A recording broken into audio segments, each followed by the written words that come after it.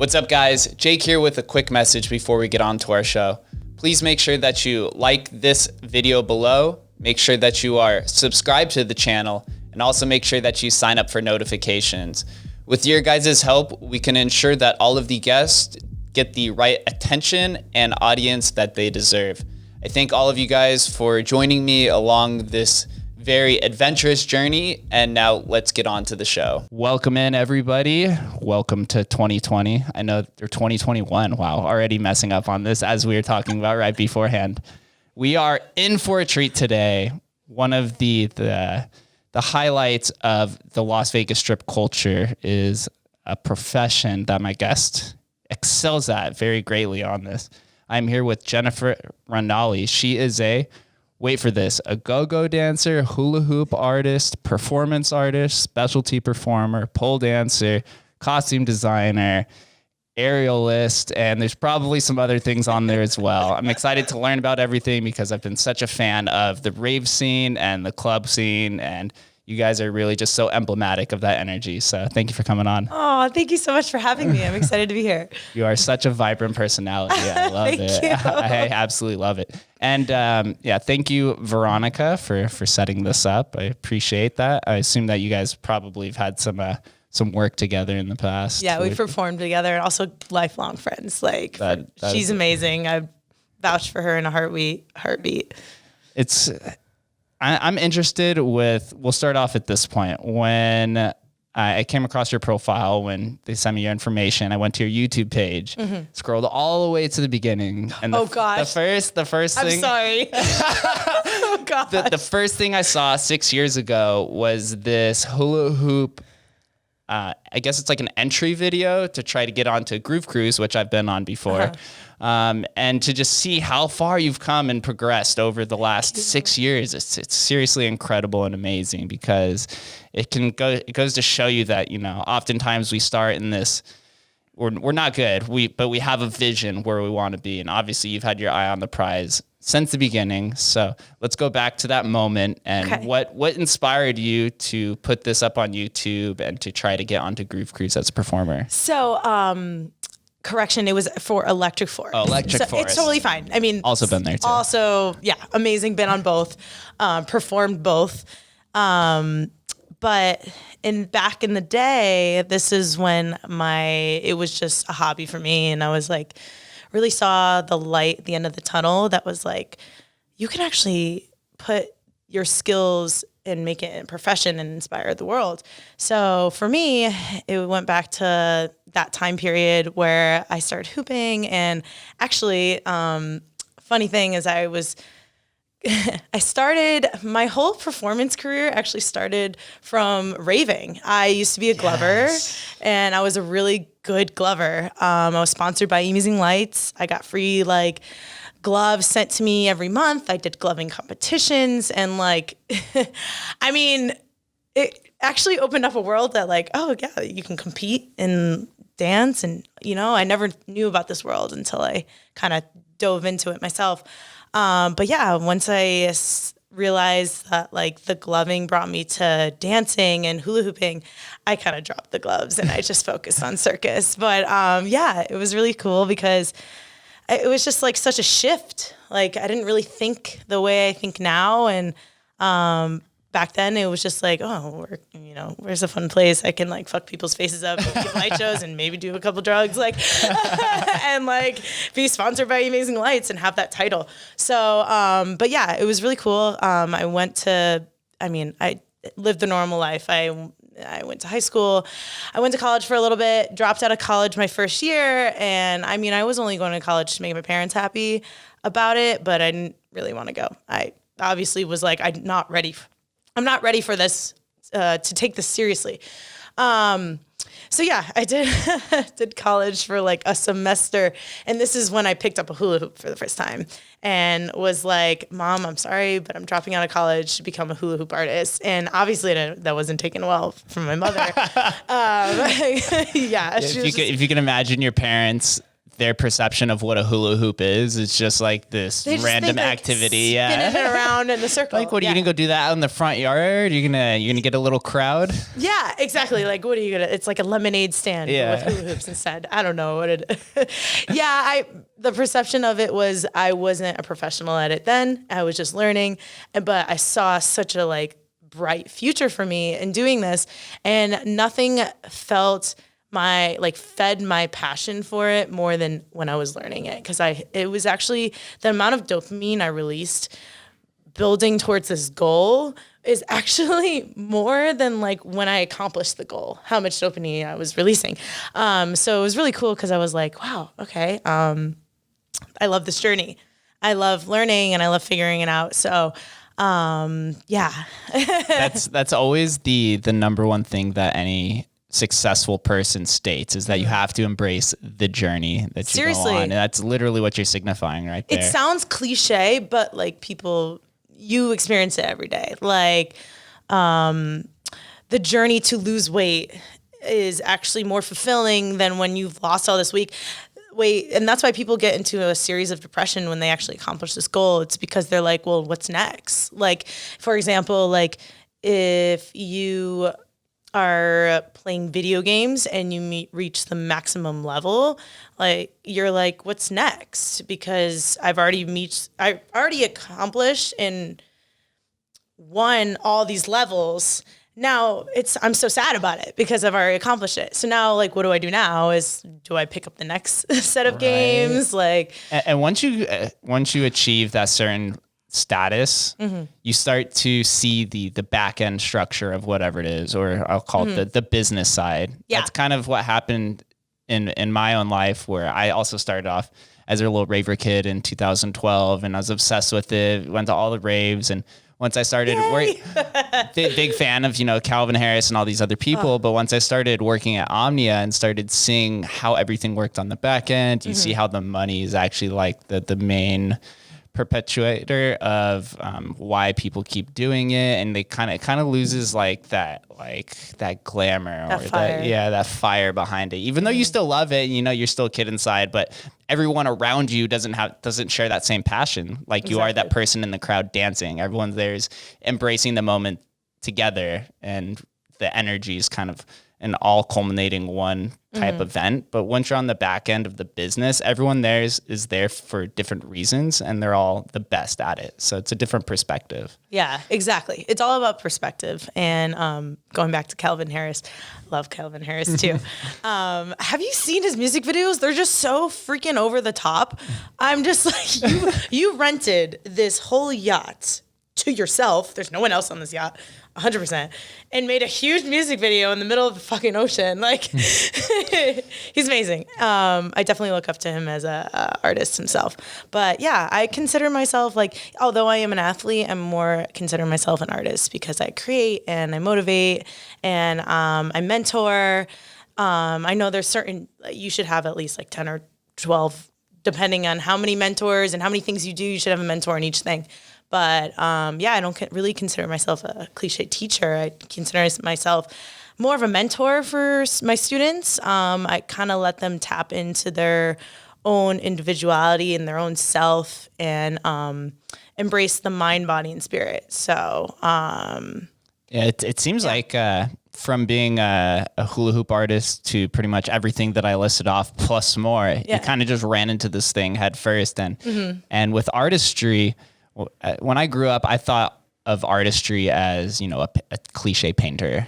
But once you get older, you start to realize Artistry is more than just something that's physical. Exactly. Like you can be an artist in building businesses. You can be an artist in movement. You can be an artist in pretty much anything. And I saw on your website, you had listed it as an aerial artist. And I was like, oh, that's interesting. That's different than aerialist or, acrobat artist. Yeah. Like there's so many different ways that you can do it because of the individuality. It's just like in the conversation that you and I are having, every single conversation is going to be different because it's interpreted different by you, but it's also interpreted differently by whoever is watching you or communicating with you. Yeah. That's kind of how the arts are. Exactly. And I'm a full-blown extremist. Like, if it's going to be half-assed for me, I just don't even do it at all. So I just go full I guess, full throttle into Full it. send.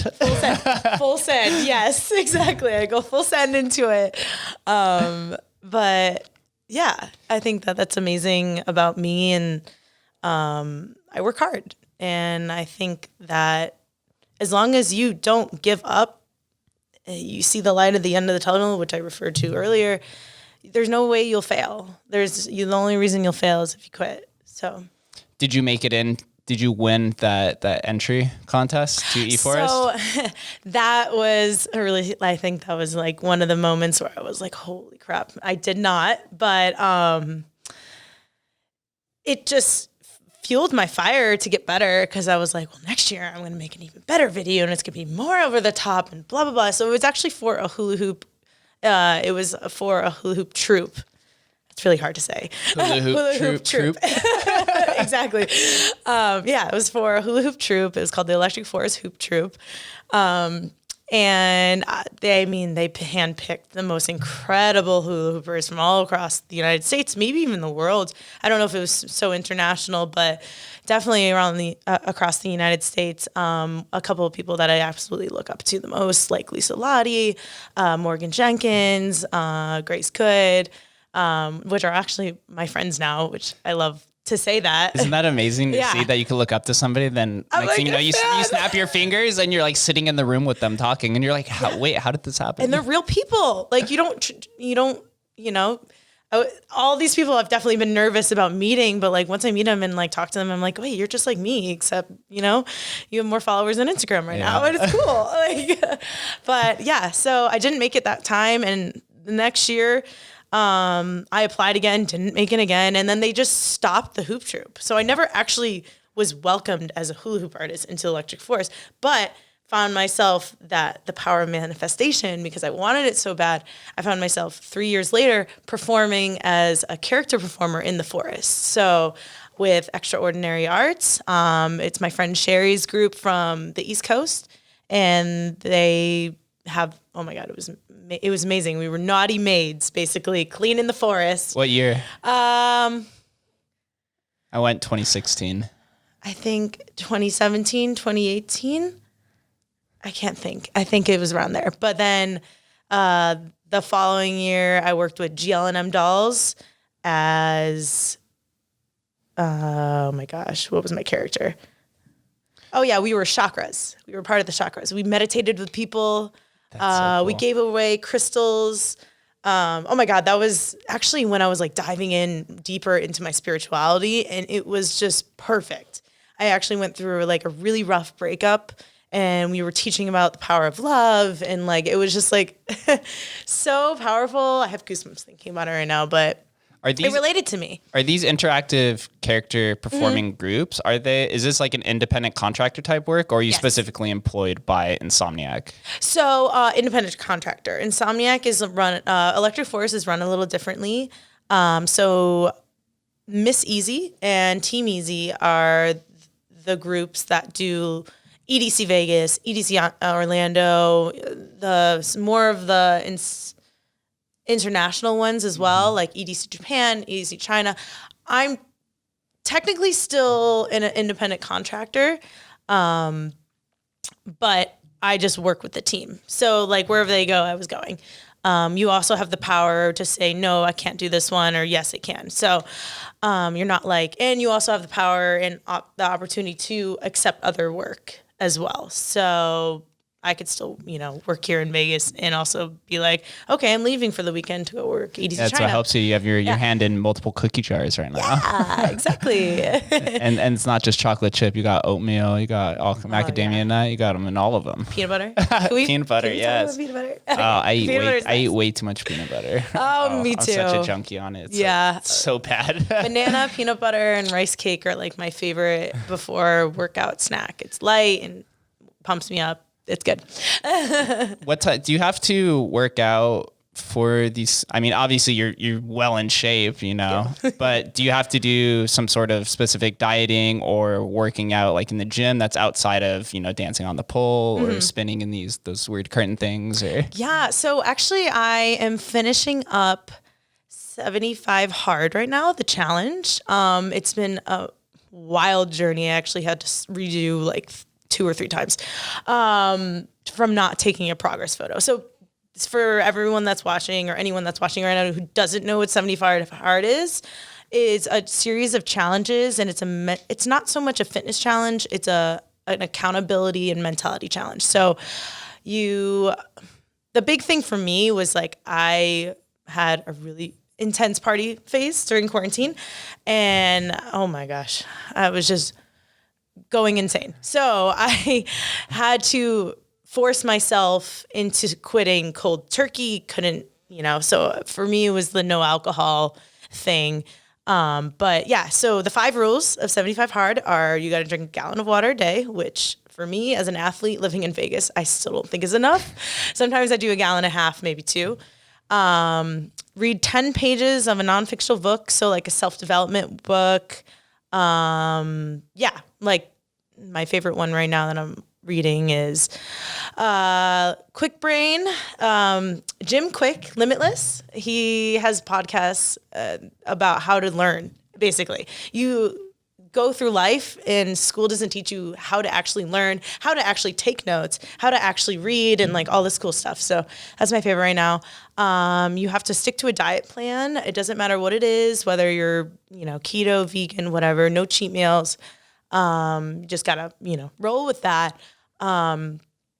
And take a progress photo every day, which gets me sometimes, actually. This is why I restarted.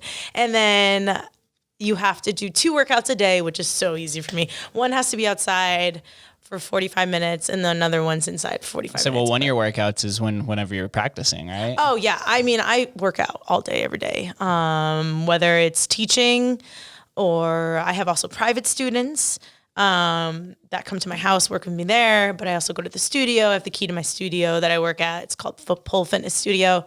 And so I can go in whenever, rent the room out, teach, but also train myself, So a typical day for me is waking up at 6:30 in the morning. Actually, I'm an early riser now. It's very surprising.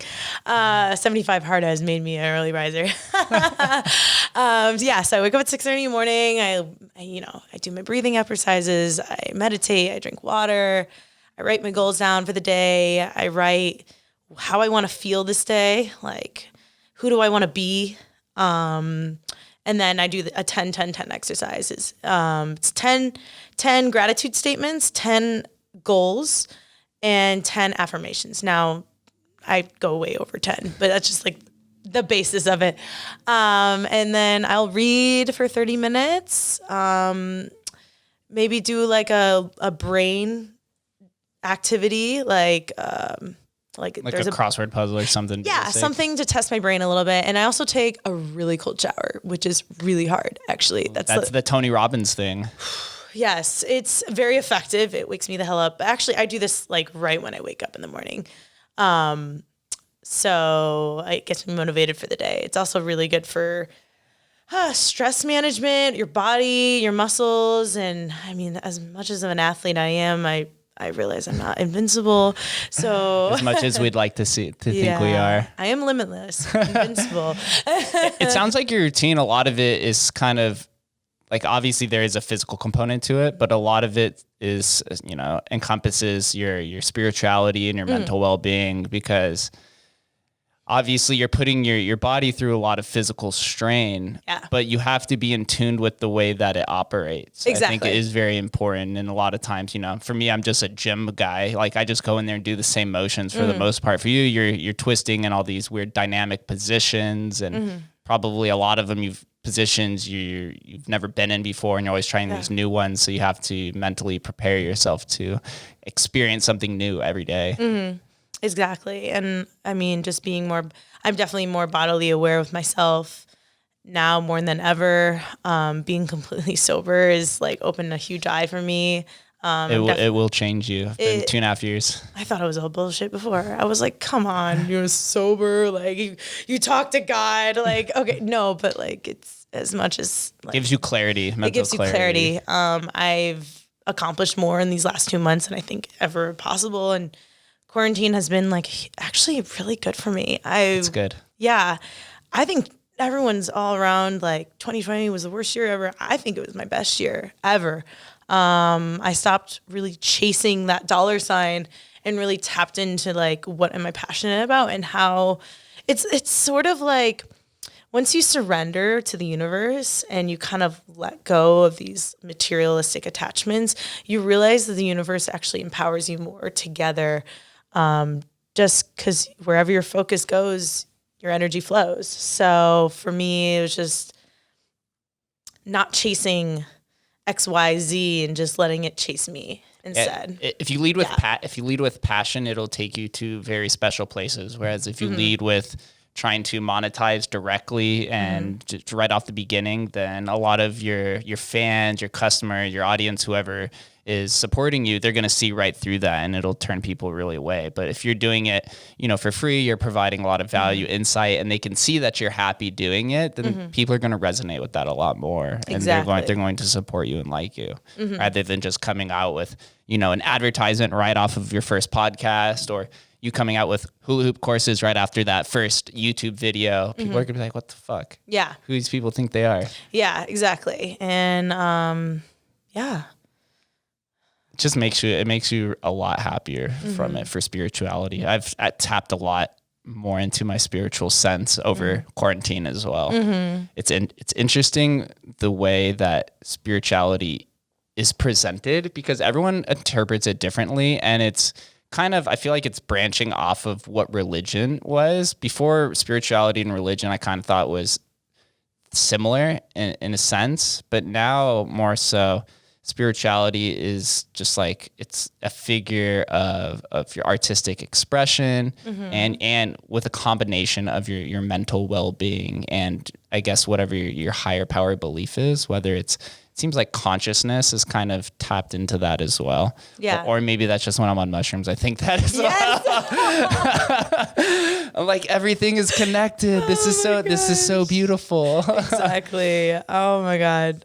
That was my biggest one of my most eye-opening experiences ever was the first time I ever did mushrooms when I was 18 years old. I'm so excited to hear this. With one of my friends. Continue. It gets, we did it we did mushrooms when I was 18 with one of my best friends. And after walking around the street of the street that I grew up on with him for 18 years, we stood in front of this house, and it was like midnight, and we looked in the house, and there's this family was watching TV, and bear with me for a second, because it's going to sound really morbid, but it's not. We were like looking in there, and we were at the peak of our mushroom trip, and we looked at him, and we looked at each other, and I sensed what he was saying, and he could sense what he was saying, but there was no words that were coming in. Cool. And then almost at the same time, we were like, we could totally go in there and rob this family and get away. We actually said murder, but I had to embrace you for it. And obviously, we didn't do that, but it literally shattered my perception of all of these different societal structures that had been in place. Like, for example, murder is obviously, it's a bad thing. It's a commandment. But it made me realize that all these commandments are social structures. I think Moses was one of the greatest philosophers. I don't really think of him much in like the religious sense. I thought that he realized that society needed these rules because it was so chaotic. So he created this like supernatural force, yada, yada, yada. And so it made me realize that, all of these rules and everything in society is just people, just like me, just like you, creating these structures because they think it's good. It's not because it actually is like the say-all, be-all rule. And ever since then, I did mushrooms lots of times afterwards. What, you said this is your first time? That was my first time ever doing it. I was 18, and it made me realize that, like I said, all these societal structures aren't as is. How the media portrays everything is just one lens through one person, whoever's sitting at the top. And since then, it really opened my spirituality. And then you go into raving, and that's just like completely different sense. Yeah. So it's so funny how you mentioned psychedelics is like an eye-opening for you. It's like who you are going into the psychedelics. It almost like lays a platter on it. It shows you, what you're supposed to learn from this experience. And referring back to the media being so negative is people are, unfortunately, our brain works we are attracted to negativity in sort of sense. Like, that's why horror movies are so popular. No one wants to hear the positive person talking. You know what I mean? Everyone wants to hear like, oh, what did she or he fuck up on? So no, fear gets ratings. Yeah, exactly. What can I get likes from? Because it's mostly like sharing your story. Everyone wants to hear that negative story to it's kind of like we're relatable in a sort of sense. I'm not much different than you. We both have a past.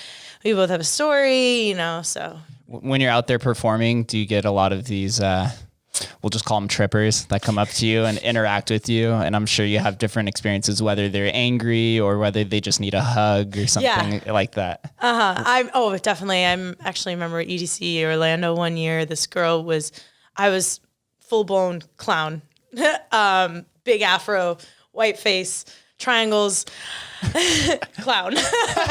So, and as a clown, our boss actually says, if there's someone that's having a bad trip, make them feel better. And that's part of the job because we're all not saints. We all know that there's drugs being taken at these festivals. So this one girl, she's like sitting in the corner. I can tell she's having a bad trip because just the way she was acting and by herself, and we just made her feel so better. We did a ring around the rosy around her, and we made her go under the bridge and made her feel so much better. I literally felt her presence get lighter after this experience, but it was one of the most beautiful experiences of my life where I was like, well, she doesn't know who the hell I am after this, but I will never forget this moment. I will always carry that. And I always wanted to help people from that moment. This was, I think, my first EDC too. But yeah, it was really beautiful, and I would definitely replay and relive that moment again. When you guys are out there in character performance, do you try to seek out these kind of people, or is it just something like, is it all off? Is there like a goal or any sort of like specific mission when you guys go out there as like a character family? Yeah. So, there's a goal is to always bring the life of the party, of course, always enhance every moment that's being made. Whether you see a bunch of people, crowd surfing or jumping up and down with a totem, like you want to go dance with them. But for the people that are having bad trips, we don't really seek them out, but we always are aware of our surroundings. Like I'm always looking forward and backwards at all times. And just being aware of, we also have to stay in a pack for the safety of us and for the safety of others as well.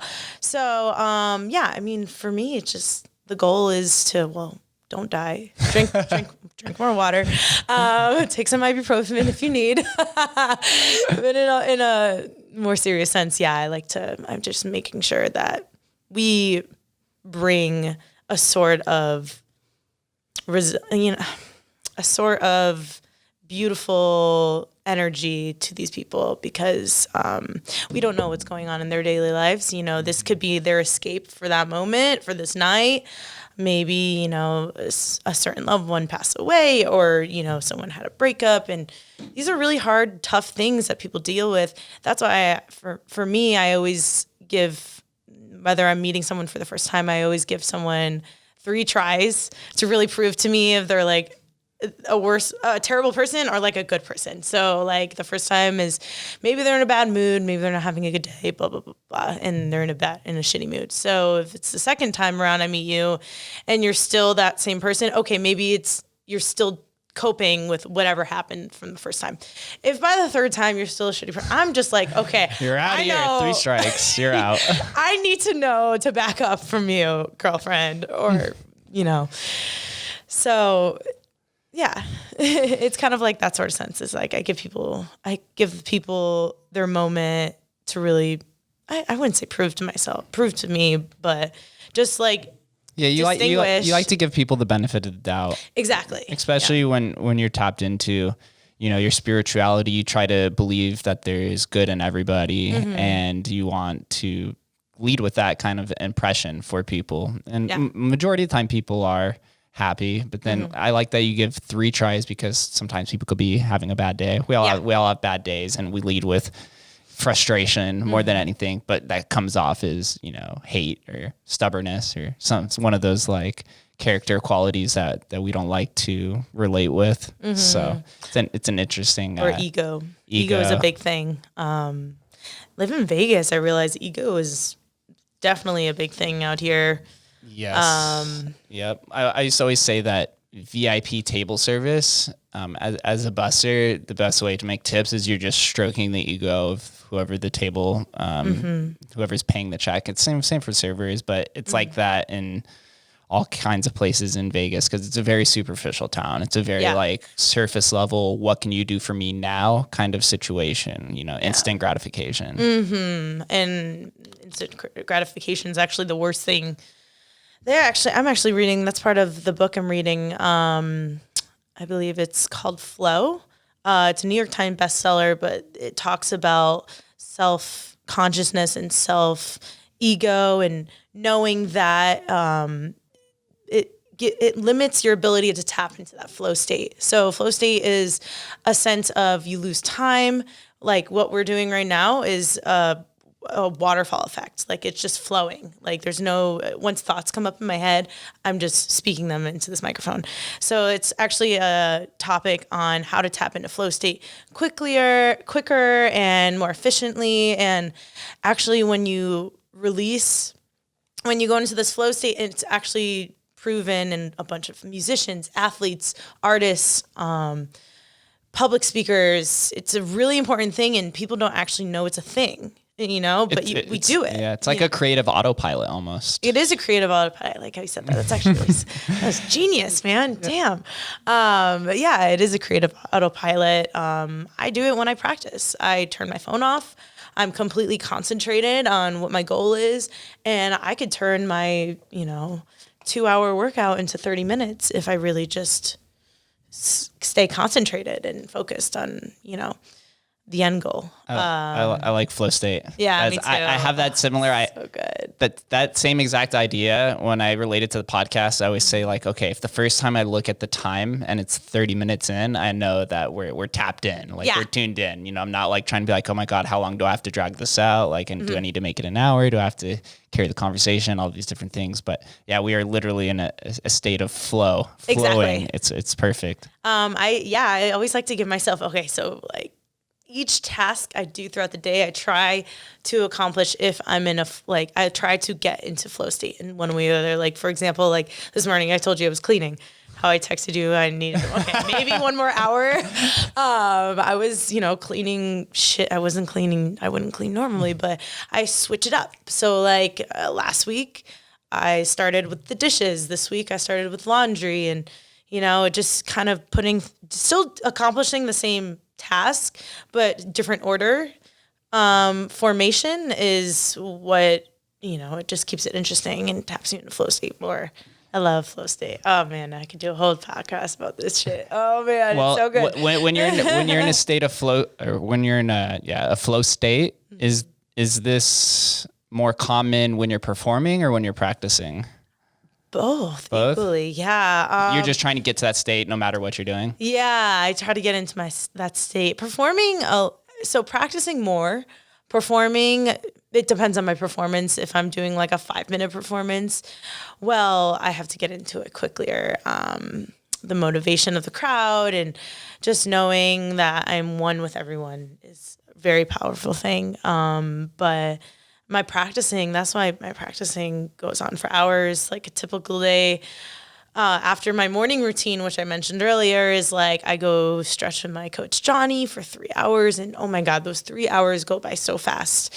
So fast, like blink of an eye almost, because we have been working together, stretching together for years, and he knows my body, and I just get into a move and he pushes on me right away, And then I'll work out at the gym, maybe work out with my duo partner, Michael.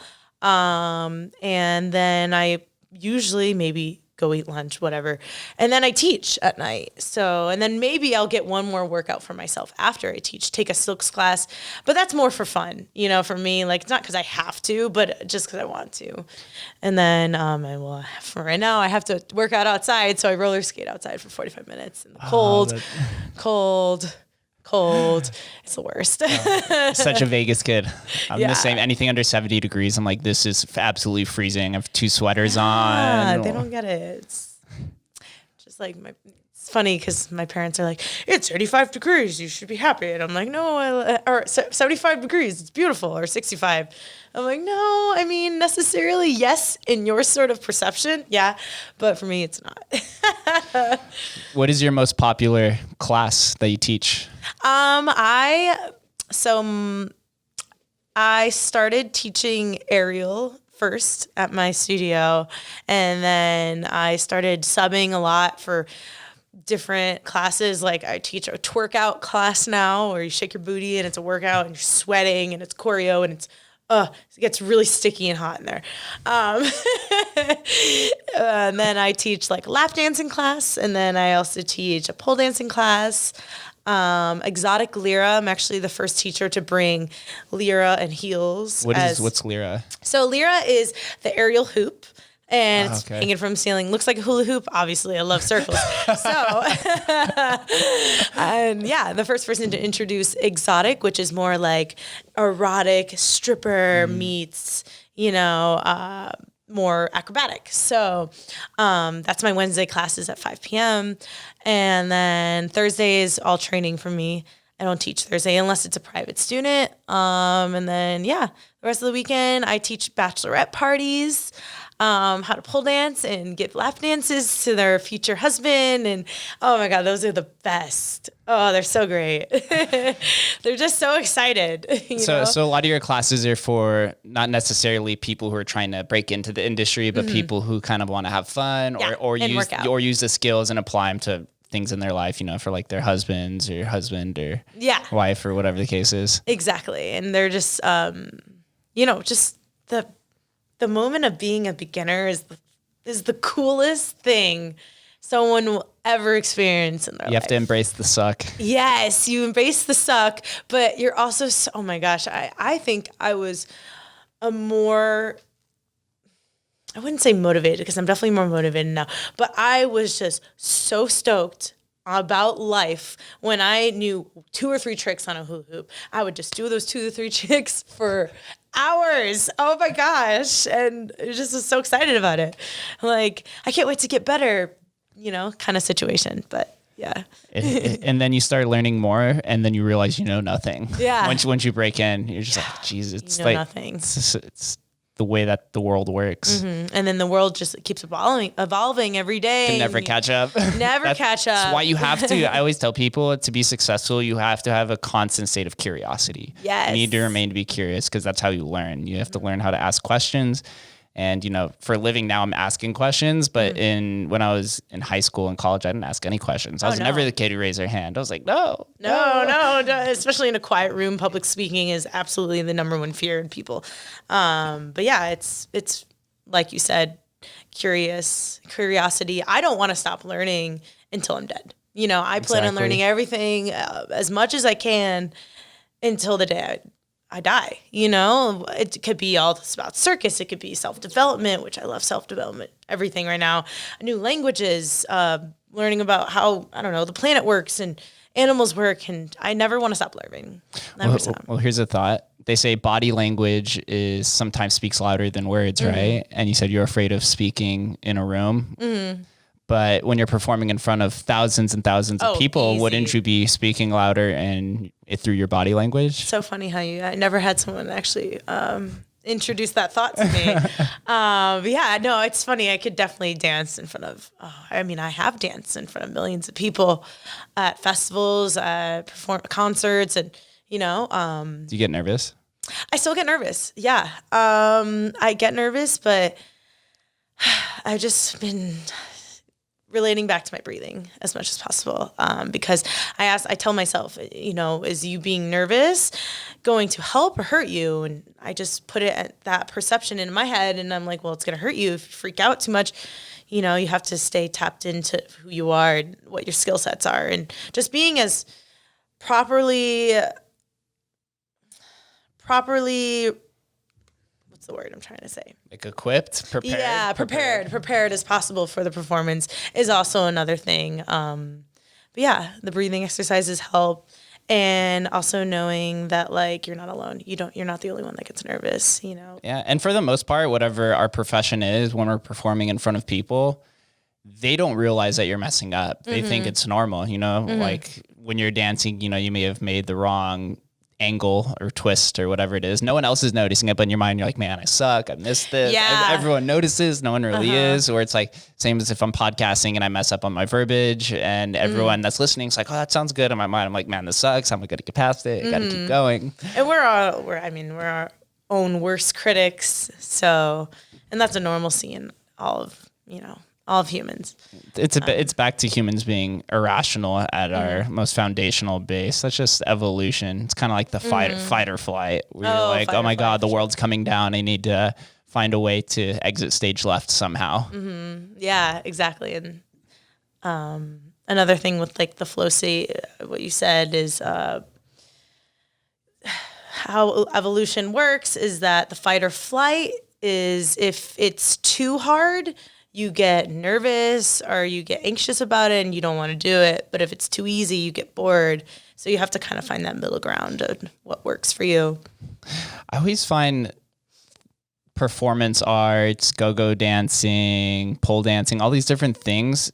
It's such a unique industry because a lot of it, it's very heavily dominated by women. So there's like a sexualization aspect to it, but then it's like so heavily tied into spirituality that everyone that I come across who's in the industry is just like so infinitely happy, but people view the industry sometimes in like a negative view. So sometimes it's like, I wonder what that misrepresentation is. You know what? You don't know what you don't know, So for example, like I don't know how a lighting or visual production manager does. I don't understand because I don't do that. So same thing with pole dancing. Like if he was at a nightclub and he was doing the visual and lighting, like I don't know how he operates because I don't do it myself. So same sort of sense happens to a pole dancer. Where it's a stigma, it's but people don't know that like pole dancing was related way back in ancient history. And it's the oldest profession as sex work is the oldest profession that women can make money off. I think it was actually the first, like it just, it's just our bodies. A body is a body. Like a butt is a butt, and so are boobs. Like I don't understand. I don't see the like. For me, it's just. I don't understand. It's just a body part. It's going back to the media. Why people freak the hell out about it is boggles my mind. Sorry, I didn't mean to cut you off. No, you're fine. It's just it's the media trying to tell us what to believe. I had a Jazz Appin on here earlier, way back, man. This is 8 months ago. She's the co-founder of SWAN, which is the Sex Workers Alliance of Nevada. Nice. And she's go girl.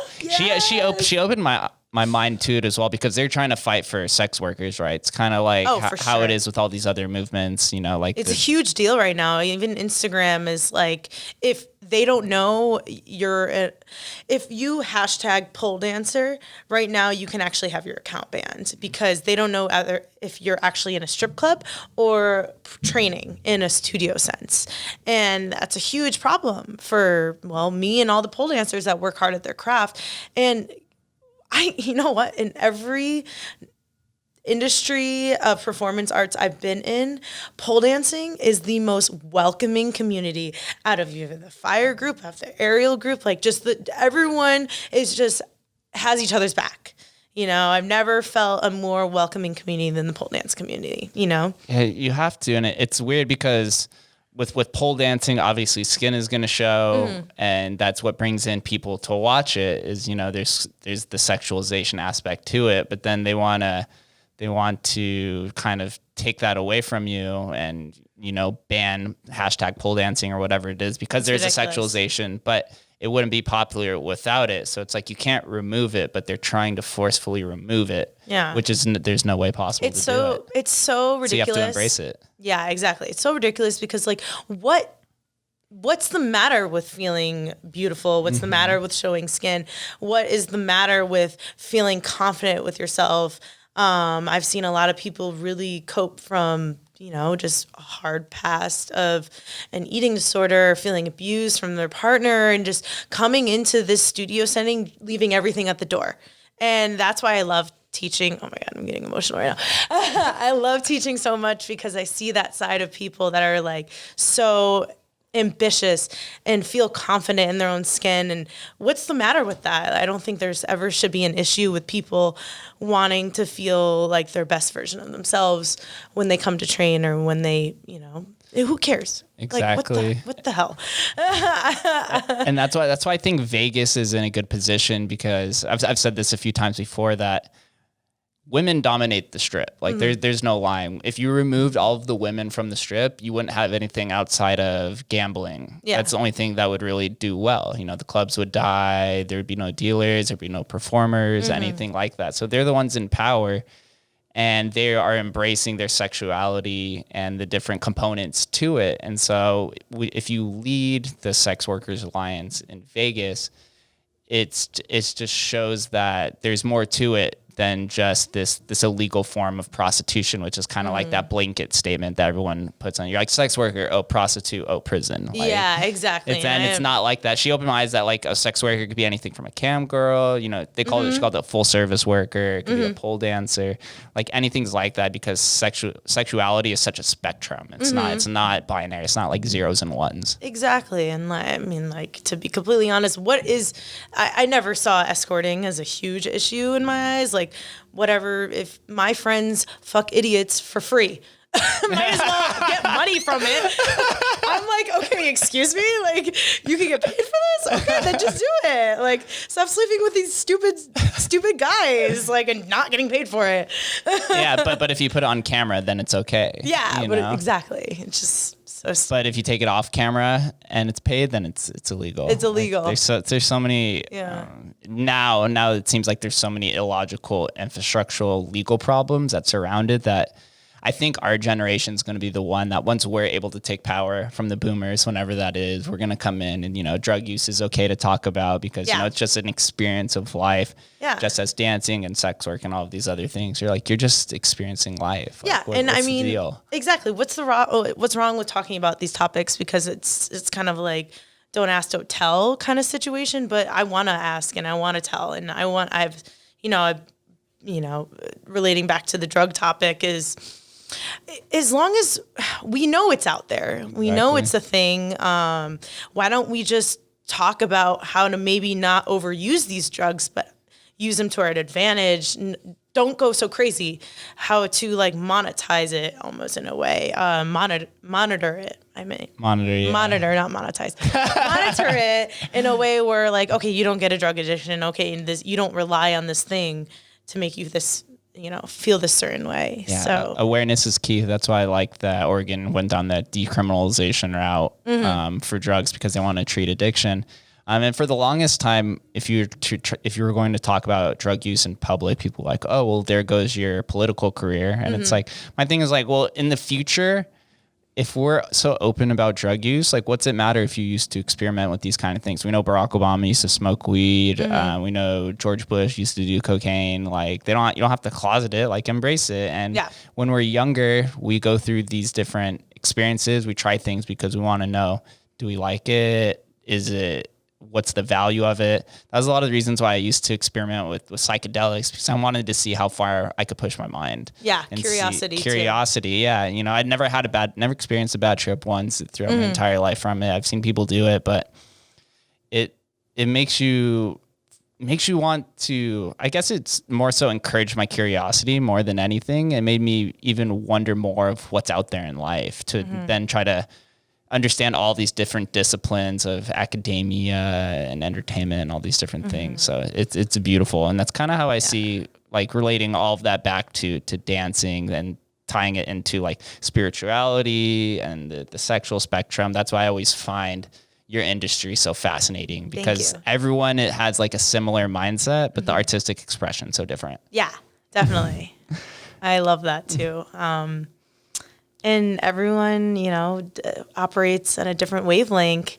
We realize, as I grow older, I realize how small this world is in a sort of sense. Like, like we are just this tiny little speck compared to, the outer space and, what's actually out there and what's beneath us in the ocean. It's just, we're just so tiny, but we can magnify by, sharing. Like my end goal for myself is I want to tap in and inspire 8 billion people in the world. That's basically every person in the world. And how am I going to do that? Well, I got to be omnipresent. I got to make, I want to make YouTube videos and like speak on podcasts like this and just teach and just really show that like the world doesn't have to be, you don't have to make it as hard as you think it is, So, I mean, there's hardships that shape you into the person you are today. And I'm a full-blown, like, activist on, well, you should make as many mistakes as possible because you learn from them. I've definitely made a bed of all my mistakes in my past and laid on it, like. I love that quote. Yeah. So... Before you'd mentioned during the conversation, I literally forgot. We're in a flow state of what part in the conversation. But you'd said that you had traveled the world, or you traveled to certain places for your performances. I have. Do you notice any cultural differences in performing in all of these different locations? So Japan is hands down the coolest place ever performed. They love blondes. I was blonde. I'm a redhead now. I don't know how they'd feel about red hair, but when I was full blown blonde, people would come up to me, and I'm not even joking, ask me for my autograph because they've never seen a white girl with blonde hair before. Like, it's just crazy. And also they dress up so well over there. Harajuku is the coolest place to go shopping. Well, when we're eventually allowed back into Japan, I could say that everyone should go to Harajuku. It's the coolest place.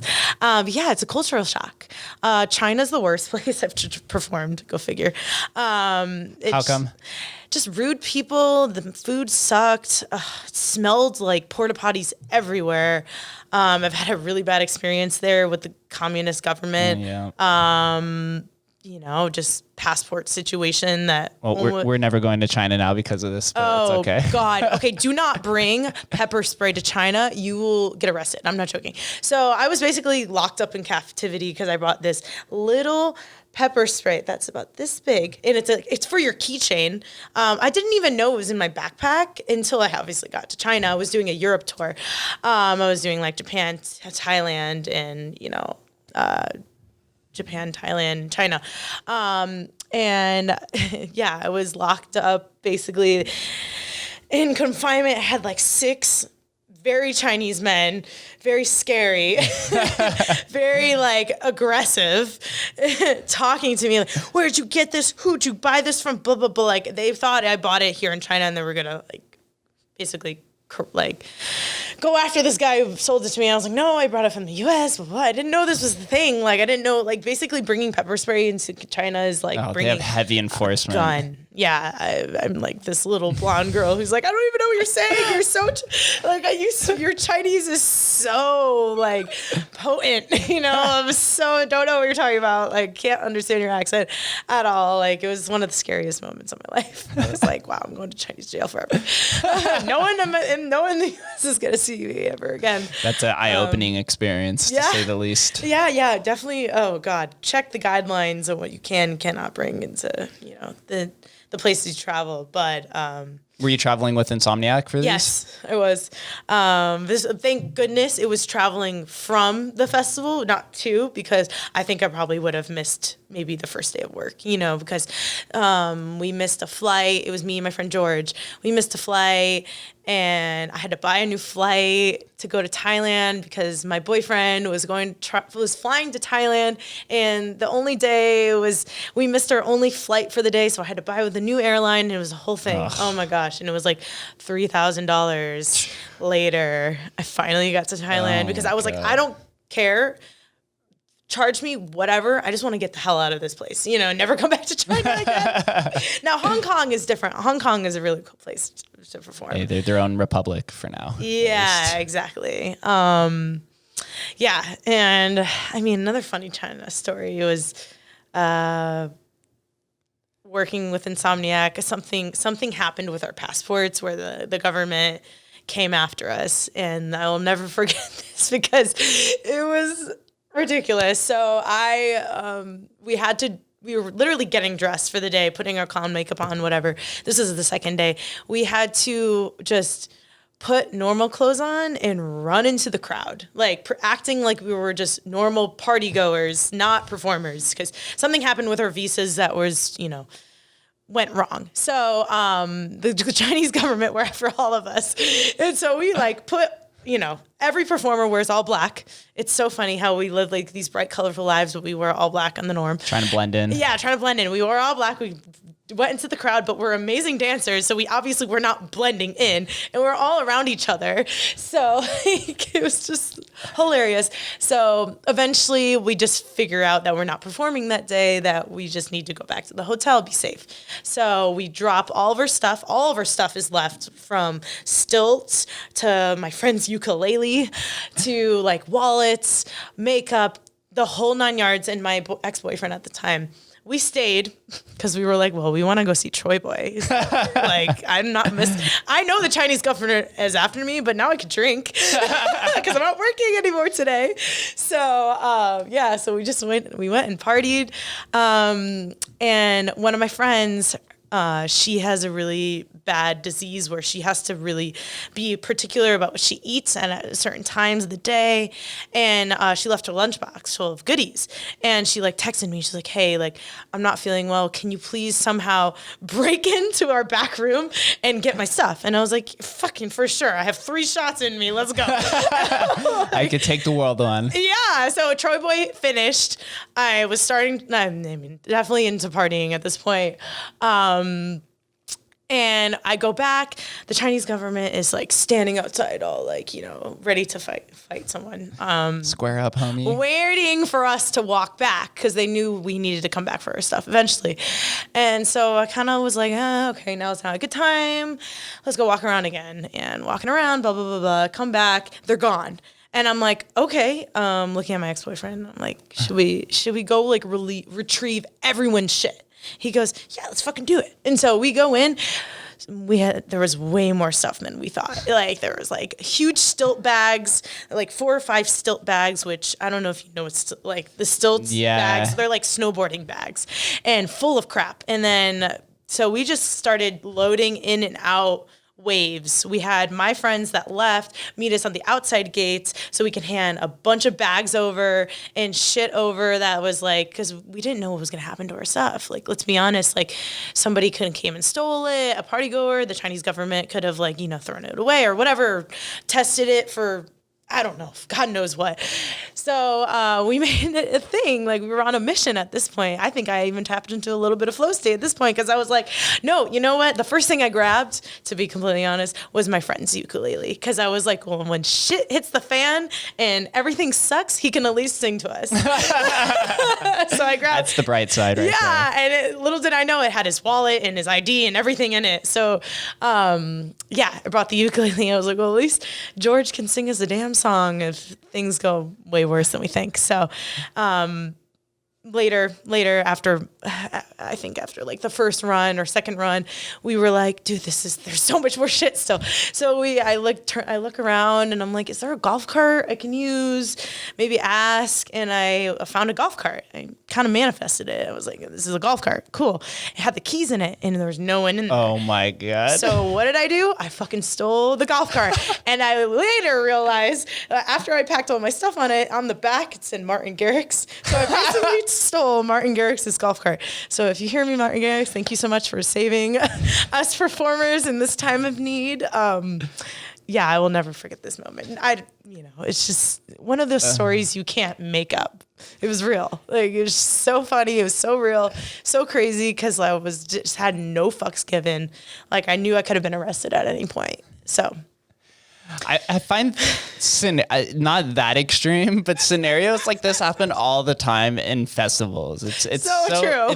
It's like a traumatized version of what real life is because there's so many different characteristics of what reality represents. You have to have food, you have to lead your friend group, they have to go to the bathroom, you have to be the responsible father or mother of the rave group. There's so many different characteristics of it that there's just so many weird things that happen like that. You're like, you would have to be there to understand it. Like and the energy in the background and the music kind of like dramatizes it more. And then like I like her like for some reason harassed the shit out of these cab drivers. I was like, we need to go here. And then I made my ex-boyfriend go with one with the stuff. And then myself went with the other. And when we come up, there's just like, when we pulled up to our hotel, it was like 40 of us performers outside cheering like, Jenn, you saved the day. And I was like, I'm so drunk.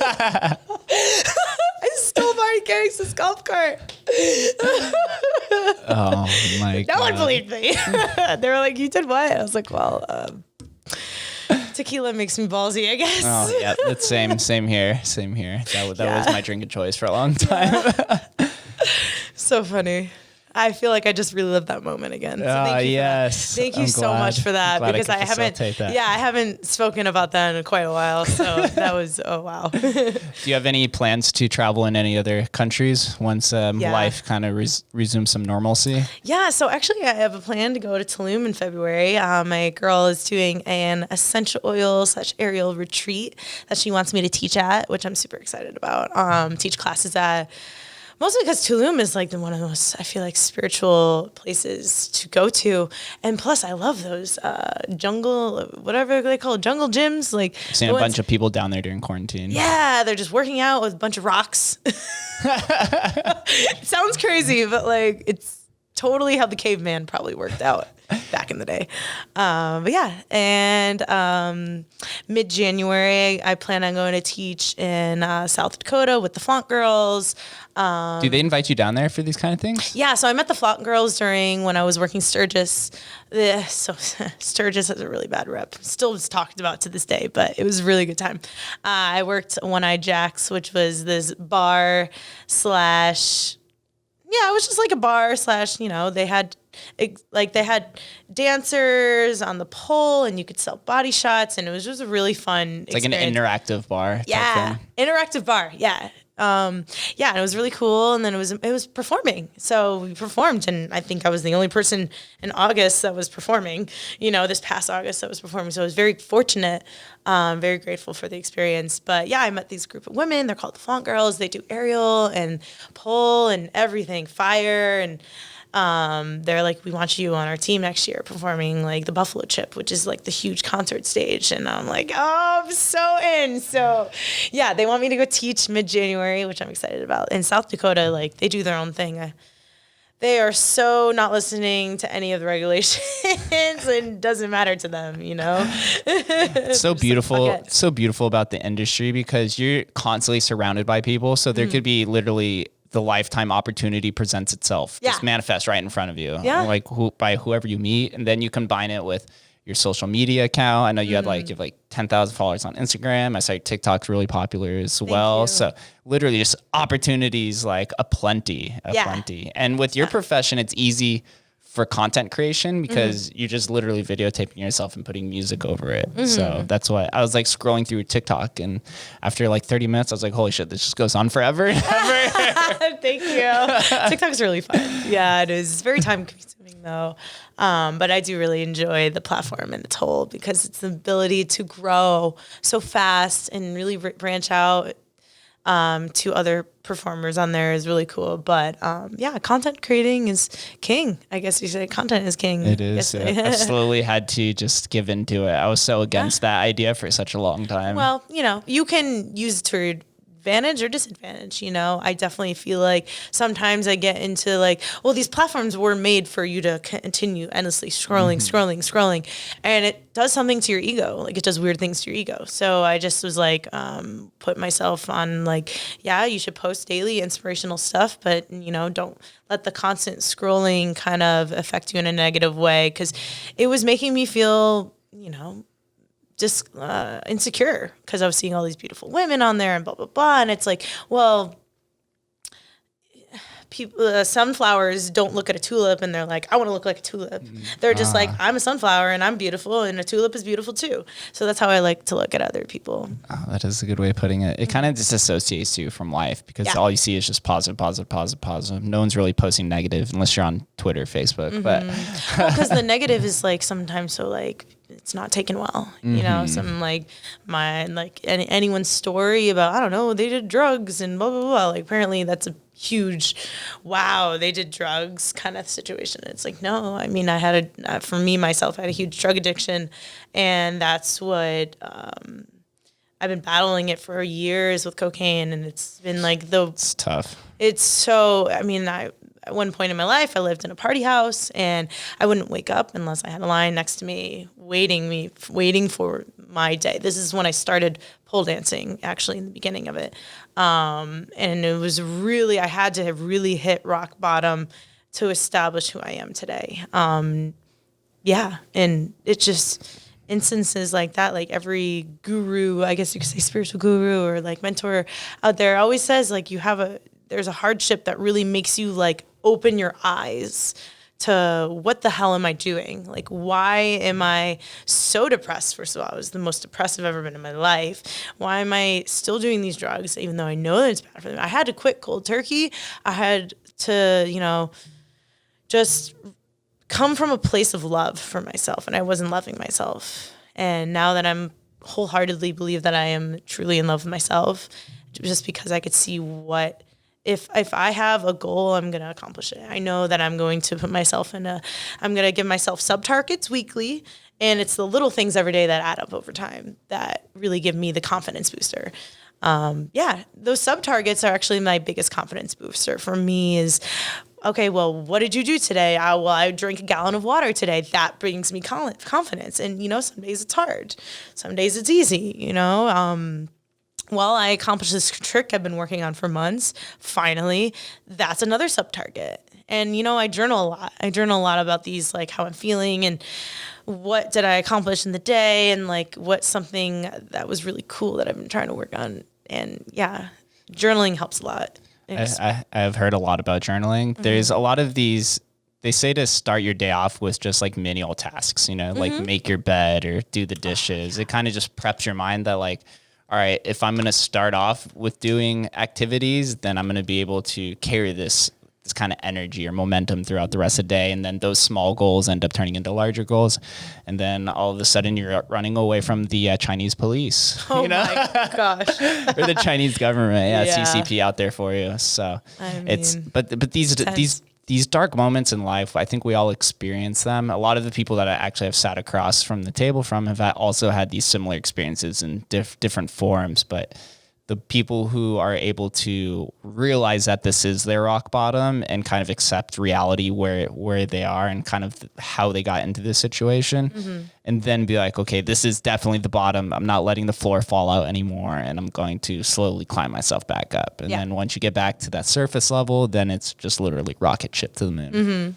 It's a momentum building. Once you build this momentum, it doesn't stop. You don't want it to stop. It's,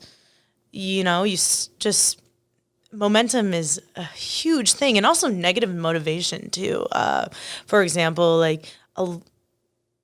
lately I've been getting a lot of haters in the circus community, and what does that do for me? It only makes me more of a better circus performer. I just find that negative motivation drives me so much further than positive reinforcement. So I just let it light my fire. It's like a chip on your shoulder. Yeah, it's like, okay, you tell me I can't do this thing, I prove to you that it's wrong. I can prove you that I can do it. Better than you think. Check the IG, look at all the likes. Yeah, probably in heels. Not only can I do it better than you think I could have done it, I could do it in heels. Is the circus community tougher on the people that are involved in it? Is that more of a zero-sum game? No, I mean, circus community is very welcoming to a sense, but there are people out there that are like, it's just every industry, let's be honest, like whether you're a plumber, a teacher, a self-development mentor, whatever, there's always like the bad apples. And there's a political structure usually attached to a lot of these things. It's just their own past experiences, bringing it back into their own present life. So, but yeah, they're very welcoming. I mean, everyone in this town right now during COVID is fighting for the same dollar. And for me, it's just, I've been getting more gigs than I ever have, just because, the way you market yourself, the way that your reputation, knowing that you are still a businesswoman as much as a performer. Like, you're still working in sales, you still are working in marketing. Every career path has marketing and sales, no matter what whatever you do, it's always marketing and sales. So it's just, and promotion of yourself, holding yourself to a high standard, knowing that you can say no, and you do say no to these gigs that don't fulfill you or are limiting your power. And also adapting to whatever industry is advancing. Yeah. Like networking too. Networking. Yeah. I saw on your profile that you were performing for the Insomniac live stream. I think it was the Escape one. Oh, that was so fun. And, before the pandemic, that wasn't a thing, but you were able to adapt and maybe use your network and everything like that to fulfill whatever need to get on to that kind of thing. And what was that experience like? Wow. That was the most fulfilling experience. Actually, from that moment on, I cried multiple times during that whole weekend. And it was actually the first moment that I was in front of a camera like that, all of COVID. So it was very emotional for me. It was like, wow, I'm finally doing what I, can do again. Like a professional camera that's being streamed. And I did aerial, and I danced, I hula hooped. Actually, it's funny because my boss was like, don't bring the hula hoops. And I was like, I'm bringing the hula hoops anyway. I'm going to ask for forgiveness later. And I just went out with them, and she was like, oh, I've never seen anyone hula hoop like you before. I was just expecting you to be bad, kind of situation. I was like, haha, well, it's called Psycho Circus. So maybe I'm a little psycho, but the circus is always in me. It's okay. I'm a little mentally unstable, but it works for me. Well, they embraced it. And they embraced it. Yeah, it was funny, but it was a really good experience. I actually had a moment where I was doing aerial where I was like, I really want to perform specialty more. So I came back, I quit my show in X-Rocks. It's an amazing show. They also have sister shows, X-Burlesque and X-Country, but I quit because it was mostly dance and I want to do specialty. And I want to travel and I want to perform. So I quit that, realized that it worked for the time being. It worked for me wanting to having this huge dream of being in a Vegas show. Finally got one, but I'm ready for the next step. Yeah, you've evolved. Yeah, it's okay to evolve, and it's okay to leave things in the past and move on and take that with you wherever we go. I'll always have the X-Rocks mentality where I'm like, okay, quick costume change after another, being on it, being attentive, knowing the 8 count, being, focused during a show performance. And So what is comprised of specialty? Is that mostly just aerialist type performances? Specialty is anything, I feel like, other than any craft that isn't dancing. So like specialties like stilt walking.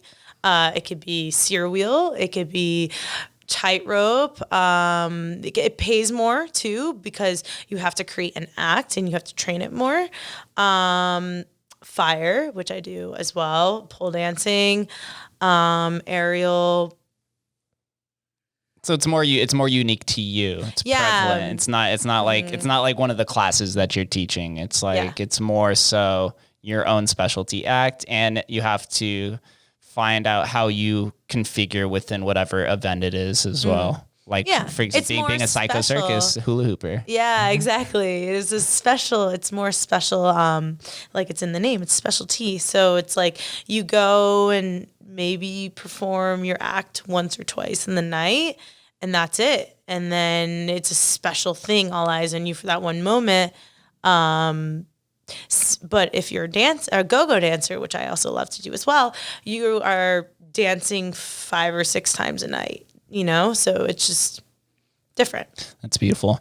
It's a perfect, there's a mission that I've been preaching. Well, we're only 4 days into the new year of this recording, but I'm saying for 2021, the goal is nonlinear returns. And that's an exact example of nonlinear return because you're conforming all of these different unique traits and abilities that you've built over the last 6 years. And now you've made something special to you. And obviously it pays more, but you're still putting in the same time for it. You know, it's not like a job where you're forever going to make $12 an hour. Yeah. This is like, it's you found your place within society and specifically in this industry. And now there's a lot of demand for your time. So therefore you can make more money and, you know, it's very rewarding. Yeah. So you described it as linear return? Non-linear return. Non-linear return. How would you define that to the normal person? See, I've been trying to figure that specific definition out, but I was turned on to the phrase a few months ago. I forget what book I was reading about it, and they're discussing like in the next age of, we're going to call it the internet age, which I think that's what COVID's kind of accelerating. The way to succeed is you have to tap into the creator economy, right? And so everyone in the next evolution of society, you're going to be able to work for yourself, but you have to find out how you're going to get paid. And an easy example of this is using Joe Rogan. He started doing 3-hour conversations 12 years ago, and he's still doing 3-hour conversations now. But now he's getting paid $1 million or $2 million per episode, whereas before he was getting paid for free. So now that's the non-linear return. Same amount of time is going into the work, but now it's paying exponentially more. Where if he was working the same janitor job, he'd probably go from $12 an hour to $15 an hour.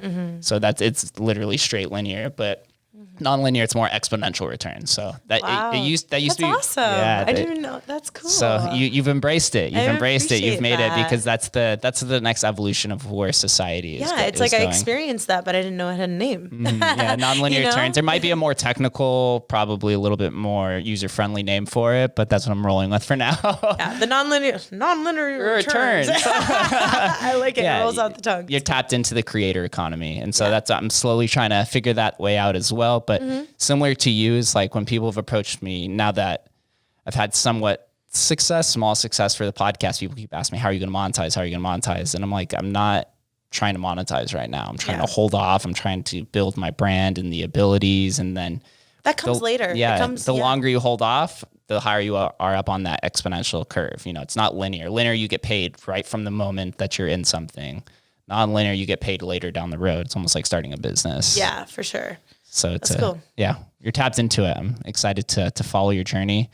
Did you ever get to meet Pasquale when you were performing? Oh yeah, with Pasquale, I've actually partied with him. You know, like after I think that whole China experience, we were at the bar and we were hanging out. He's cool. He's so cool. He's very chill. He's very shy actually. He gets shy. Actually at the Escape Live, I was a popcorn girl. And so there's a moment where they're talking on him and Bunny, they're talking to each other. I like go around and I give him popcorn and then I walk out. Like I just like stupid shit like that, but it's cool. Like I was like, hey, you want some popcorn? That's so cool. He's one of the guests I would love to talk with one of these days. I've looked through podcasts, I haven't really found anything because he's kind of made it and he's figured it out. But he seems like a very cool, like down to earth type person. Chill. Responds to people on social media. Seems like his age hasn't like dampened his personality and his will for what he's built. It's only made him more of a genius in my sort of sense. I've been performing with Insomniac for like 5-6 years, and I've just only seen him grow more as a person. And like, what can he bring to the table? What kind of value can I add to the headliners that come to my shows? Really, the EDC brand and Insomniac brand is impeccable. They just they're just so over the top with everything. Like they're extremists as well. Yeah. And I love working for their company. That's awesome. Have you worked for any other larger companies like Coachella or Ultra or anything like that? I've done Coachella. I've done Ultra. I did Ultra not as a performer on the stage, but I was actually paid by Amazing Lights to go give light shows with my gloves at Ultra, which was really fun. And then I worked, this is when they had the pop-up store, and I sold gear and like rave gear as far from everything from tutus to batteries for gloves, and like everything in between. And it was really fun. They're all different vibes. Ultra is more of like a I call it just a party. It's like a bro party. It's kind of like similar to the clubs. Yeah. I love the douchebagginess that Ultra brings. I'm not joking. Like I don't know why I'm attracted to the douchebagginess so much, but I love it. Like, even when I go to the gym, like I work out at LVAC and it's like the broiest place to work out. It's so fucking epic. I love it though. Like, I love the sweat and the anger. You can feel the testosterone flow. The testosterone. I'm like, dude, I got an ego now all of a sudden. Like, holy shit, look at me with my big arms. Like, I don't know. I just love the douchebagginess that like these guys, because they think differently. I don't know what it is. It's just like, I would never, I don't want to date a douchebag, but I can appreciate like the broiness that goes into it. It's cool to me. I don't know why. I love it. I was similar. I had that mentality when I was in college. It's like there's this fine line. They say there's a fine line between like a crazy person and like a super intelligent person. For a douchebag, it's like somebody who has like a lot of confidence in themselves, and then just like one notch over, it's like extreme narcissist. Yeah. Oh, for sure. It's like it kind of goes back and forth. So there are some douchebags who are like super cool and confident. There's other ones where you're just like, God, everything is about you. Yeah, exactly. And you can't be happy for people either. Like, other people's success is so hard for you to say, good job. Like, you worked really hard to get there. And just be happy for someone. I don't know why the fuck is that so hard for people?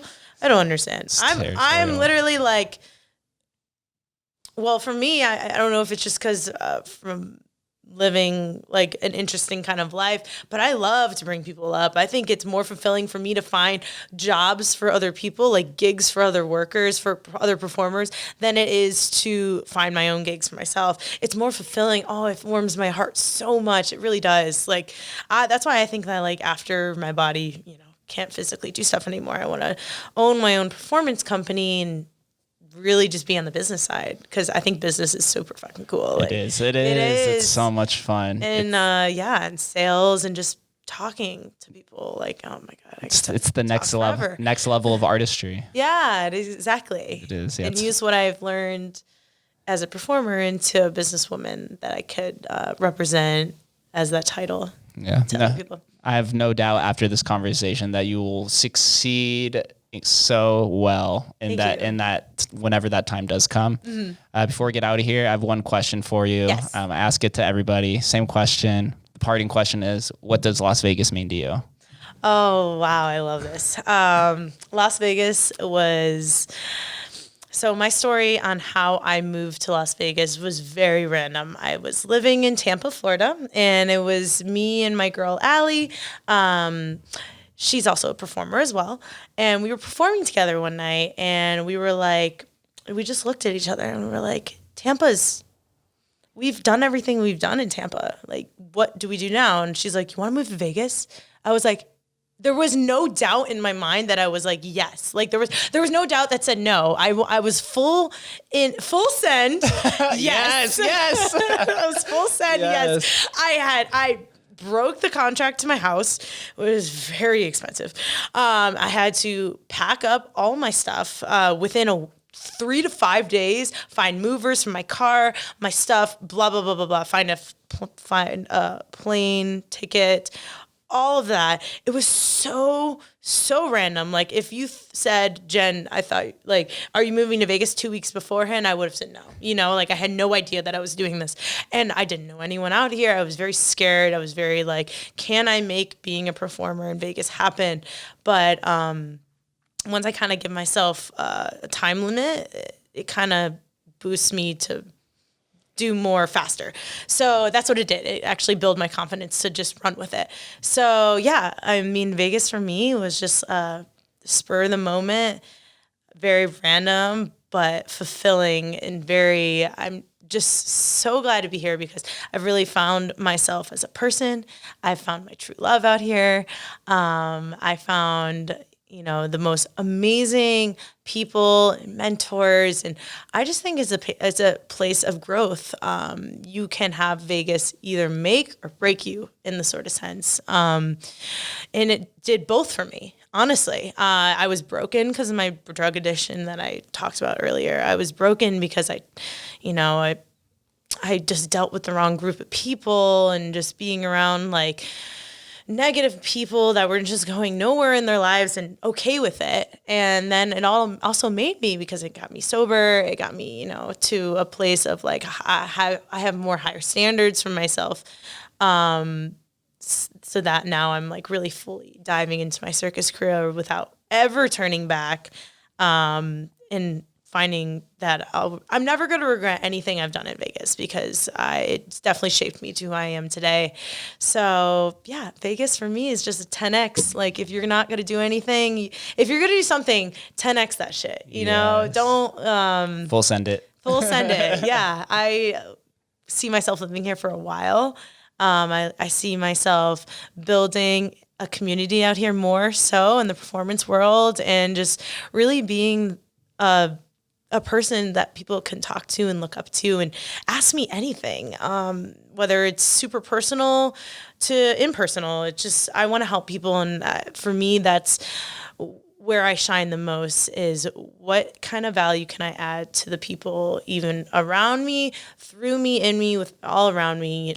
What kind of value can I add to these people in the sort of artistry kind of world or mentorship world? That's why I'm very transparent on social media, like post what I do on the daily, whether I'm talking about like, what did I do today? Like, oh, I wrote my goals down or whatever. I'm very, I lay it all out on social media, and how you reciprocate that is on you. It's not a matter of who I am as a person. Like if you take that wrong, it's just a mirror. It's just what you're going through as yourself, isn't your internal, what you're going through internally, instead of what I'm trying to throw out in the world, portray in the world. Yeah.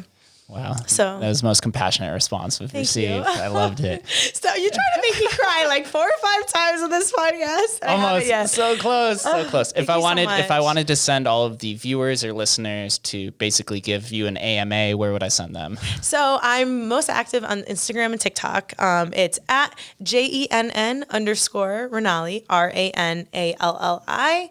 And you can also check out my website, www.jennranalli.com. No spaces in that.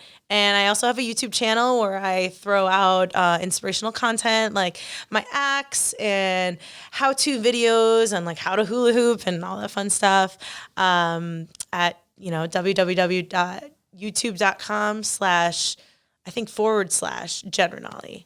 Yeah. Boom. I'll be sure everything is tagged below. Thank you. Thank you so much. Thank you for coming. This was an amazing conversation. Thank you Very so much. eye-opening. Oh, this I learned is so a ton. inspiring. This is so cool. You're an inspiration. I can't wait to do this again and to follow you and see you on the next live stream. Thank you so much. And everyone follow him too. Okay. Let's go. All social media all social media content. Let's go. Thank you guys for listening, and we will catch you next time.